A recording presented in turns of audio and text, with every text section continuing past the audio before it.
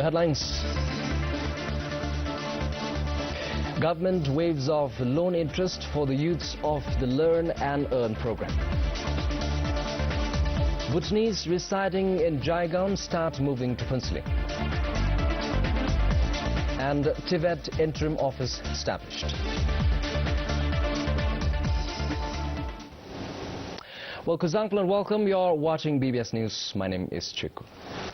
Upon the command of His Majesty the King, the government waived off interest on loan for all youths who went to Japan through the Learn and Earn program. Besides, the government is also clearing the outstanding principal amount as well for 3 youths. To this effect, Prime Minister Dr. Lotay Sring handed over the e-fund letter to Bhutan Development Bank Limited and Royal Insurance Corporation of Bhutan Limited this morning. The move will cost to the government more than 109 million yuan. The interest waiver, the Prime Minister said, is kidu from His Majesty the King to the youths who went to Japan through the program. For those who have been paying interest till now, the amount paid will be considered as repayment of their principal amount. 743 students availed themselves of loan from the BDBL and RICBL, amounting to a little over 511 million yuan in total. According to the central bank's calculation, depending on their loan repayment term, each student would have paid interest ranging from 151,000 yuan to 284,000 yuan on the principal amount. Meanwhile, of the 3 youths whose outstanding principal and interest will be cleared, 2 are dead. The 3rd student, Sonam Tamang, is currently on life support in Japan. The Prime Minister shared that the government is preparing to bring Sonam Tamang back into the country towards the end of this month. Its expenditure is estimated at $14,000. Students of the Learn and Earn program and their parents had requested the government in the beginning of last year to waive off their loans. They reasoned that they are not able to meet living expenses and repay the loan from their earnings. They attributed the situation to a serious breach of contract by their agent, Bhutan Employment Overseas. The students and parents said the BEO misled and deceived them right from the beginning. The agent was accused of procedural lapses and forgery. The government had then deferred the loan repayment in March last year. In the meantime, the case between the parents and students of the program and 11 BEO staff, including 2 proprietors, is with Thimphu District Court. Pupgame for BBS News. The first batch of COVID-19 suspects under quarantine was discharged today. 17 of them were under observation for 14 days in quarantine centers in Thimphu and Paro. According to the Health Ministry, all of them tested negative for the disease. Besides Bhutanese, the group included 7 Indian nationals. They left the country today by air for Guwahati and Delhi. The Health Ministry says they are working on plans and strategies to avoid disruption of daily health services in case of a major COVID-19 outbreak. As of now, there are enough doctors with the National Referral Hospital in Thimphu, even after quarantining the health workers involved in treating the first COVID-19 patient. 3 doctors are currently quarantined because they were the ones involved in treating the first patient. One is a medical specialist who is under quarantine. But besides him, we have other medical specialists at the National Referral Hospital. Another one in quarantine is an emergency physician, and in this case as well, we have other personnel. The 3rd one is an intern, so we don't have any issues right now. Bhutanese living across the border in Jaigaon are gradually moving to Phuentsholing. This is one of the measures to counter an emergency in case the Indian town reports of a positive COVID-19 case. Last week, the government urged Bhutanese families living across the border to immediately consider moving in with relatives within the country or even return to their villages until the magnitude of situation subsides. As of now, over 1,000 Bhutanese living in Jaigang have moved to Phuentsholing. Many are adjusting with their friends and families. A few are managing with available office spaces and other temporary arrangements. I am happy to move to Phuentsholing because in case there is a positive case in Jaigang, the border gates would be sealed. Then there will be no one to take care of us across the border. Here in Phuentsholing, we have medical facilities readily available.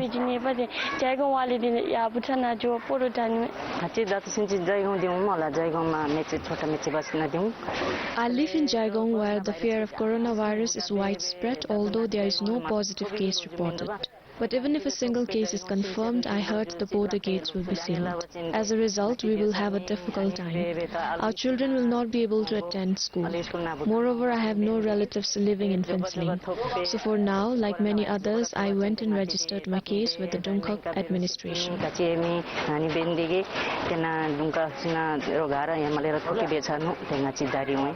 Employers are also taking responsibility to bring in their staff living in Jaigang. A few industries in Pasaka have built temporary shelters while others are working on it. I used to stay in Jaigang until a few days ago. During that time, I had to enter and exit the gate daily. With the fear of the virus, I was worried, and so were my parents and relatives in the village. They kept calling me. But now, with the Tromdes initiative, I have moved to Phuentsholing. I feel safer here. My parents and relatives are also relieved. The Dzongkhag level committee formed for COVID-19 plans to bring in all Bhutanese residing in Jaigang to Phuentsholing as soon as possible. In case of any positive case of COVID-19, the risk of it spreading is high in Phuentsholing. The town's border with Jaigang is porous, and every day thousands of people move in between these two places. Meanwhile, screenings are in full swing at 4 points of entry in the town. A team is also stationed at Pasaka. Besides, a testing center is established and quarantine facilities identified. For Sonam Penjor in Phuentsholing, this is Tandem Finso for BBS News. The first human trial of a vaccine to protect against coronavirus has started in the United States. According to Associated Press news agency, 4 patients received the vaccine at a research facility in Washington on Monday. The volunteers were being given different doses of the experimental vaccine. They will each be given 2 jabs in total, 28 days apart, into the upper arm muscle. But even if this initial safety tests go well, it could still take up to 18 months for any potential vaccine to become available for the public. Scientists around the world are fast-tracking research. Meantime, World Health Organization urges nations to test every suspected case to contain spread as more governments impose lockdown and stopped travel. Until today, COVID-19 outbreak has affected nearly 200,000 people worldwide and claimed lives of some 7,100 people, but nearly 80,000 have recovered. About 162 countries are affected. More than 500 million children and youth are unable to go to school as coronavirus spreads to new countries, according to the UN Education Agency. The cases around the world continue to accelerate, and Europe has become the new epicenter of the pandemic. In America, the White House recommends people to avoid gatherings of more than 10 people. Canada will deny entry for those who are not a citizen or permanent resident. Europe plans full border closure to battle COVID-19. Spain and France have followed Italy in announcing emergency restrictions to combat the spread of coronavirus. In Spain, people are banned from leaving home except for buying essential supplies and medicines or for work. In India, the famous Taj Mahal will be shut down till end of this month and bans passengers from EU countries, UK and Turkey till end of this month. Likewise, travel and public gathering bans have also been implemented in most of the affected countries. Many countries starts to put all visitors on 14-day quarantine. Singzam for BBS News. To measures taken. A man and his 17-year-old daughter died on the spot when the car they were traveling in veered off the road and plunged around 400 meters below. The mishap occurred yesterday evening at Melongbrak along the Tashigang-Samdu-Jonkar highway. They were on their way to Pemagasil. Police and rescue volunteers recovered the bodies of the victims by around 3 p.m. today. The cause of the accident is under investigation. With the motive to develop and revamp the image of technical and vocational education and training in the country, a TVET interim office was established in Thimphu today. The team, comprising of 5 members, will officially work towards formation of an autonomous agency related to TVET. Prime Minister Dr. Lote Tsering inaugurated the interim office located in Chobachu. Job seekers do, gap to do. There are jobs and job seekers as well. But in between these two, there is a gap because job seekers lacked the skills required. Moreover, TVET sector is not very popular among the youths. Only those students who do not land anywhere opt for TVET courses. Everyone is of the opinion that graduates from these institutions will be left unemployed. So, establishing a dedicated office is one of the biggest steps towards solving such issues. And I would say this is the step in. The office, for now, will be under the Prime Minister's office. It will be de-linked as an independent entity once its service condition and standard operating procedures are ready. So the whole idea during the interim office is to do all the consultation and then also the studies of the TVET reform on how to go forward. So I think at this point it will be premature to say this will be de-linked law, that will be added law. I think this is very, very premature. The main thing is I think government has taken this big initiative more to reform the entire TVET sector. The government pursued TVET reforms since last year. Currently, 2 expert groups are working on the new curriculum for skills and competency relevant to the 21st century and also ensuring governance structure of the revised system. If you look at the unemployment numbers, the unemployed youth who has university degree is higher than 40-50%. So half the students who come back after they finish their degree, they have no job left. On the other hand, I think if you look at the vocational and skilled children, there's really job market for them.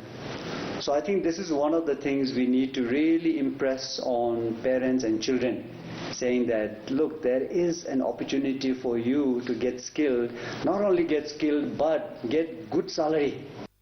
Of the total budget of over 1 billion Newton, the Labour Ministry received for the fiscal year 2019-2020, the TVET sector received more than 500 million Newton. It is to strengthen TVET system and improve access, quality and relevance through the infrastructural expansion and capacity building of faculties. Today, there are about 1,000 trainee students under various TVET institutes in the country. This is Pasandoji for BBS News. A team of foresters from Trongsa Range Office and Bumta Forest Division discovered a new orchid species. Although the species was collected in September last year, it was concluded as new worldwide only this year. It is currently found in Trongsa and Hlunsi and categorized as an endangered species in the country. As of now, Bhutan has recorded 37 different species of orchid. Prime Minister Dr. Lote Tsering, the cabinet members of parliament and other senior officials offered 1,000 butter lamps to commemorate the 100th birth anniversary of father of the nation of Bangladesh, Bangabandhu Sheikh Mujibur Rahman in Thimphu today. Led by the Tsulalebe of the central monastic body, a prayer ceremony was also performed at the Kunre of Tischazong. March 17th is an important date in the history of Bangladesh. It marks the birth anniversary of Bangabandhu Sheikh Mujibur Rahman, who devoted all his efforts in making Bangladesh an independent nation. Bangladesh was declared an independent country in 1971, and Bhutan was the first country in the world to recognize the newly independent state. Most of his life was spent behind the bars, especially for the cause of the Bengali people. He was a great human being, but also at the same time he loved Bengalis so much. He had unreserved love for Bengalis. He wanted Bengalis to be free from hunger, from poverty, and also he wanted political freedom for their people, for his people. So his almost whole life was spent for the struggle of the emancipation of Bengali nation.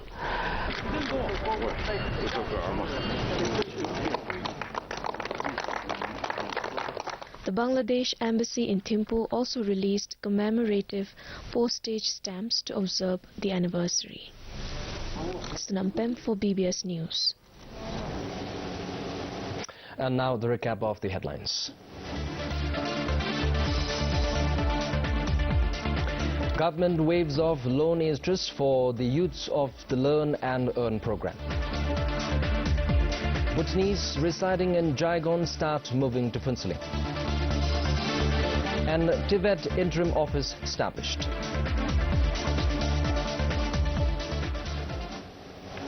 Well, that ends the news from the BBS. Thank you for watching.